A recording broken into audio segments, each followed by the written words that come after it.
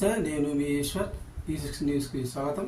సంగారెడ్డి జిల్లా కలెక్టర్ వల్లూరి క్రాంతి కొనుగోలు కేంద్రాల్లో రైతుల నుంచి ధాన్యాన్ని కొనుగోలు చేసిన వెంటనే వారికి టోకెన్లు ఇవ్వాలని, ప్రతిరోజు ట్రాక్ సీట్లు పరిశీలించాలని అధికారులను జిల్లా కలెక్టర్ వల్లూరి క్రాంతి ఆదేశించారు.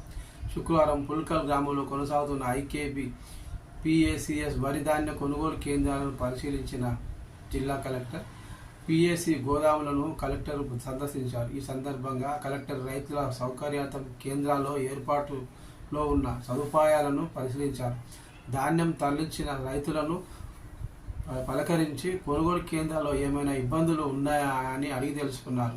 ధాన్యం తరుగు ఏమైనా తీస్తున్నారా అని అడిగారు. దానికి రైతులు అలాంటిది ఏమీ లేదని సమాధానం ఇచ్చారు.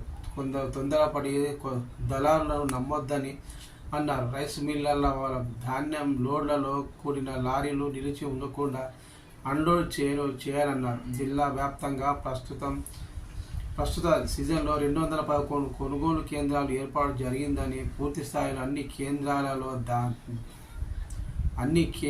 ద్వారా ధాన్యం సేకరణ జరుగుతుందని అన్నారు. ఎక్కడైనా ఇబ్బందులు ఎదురైతే రైతులు నేరుగా జిల్లా అధికారుల దృష్టికి తీసుకురావాలన్నారు.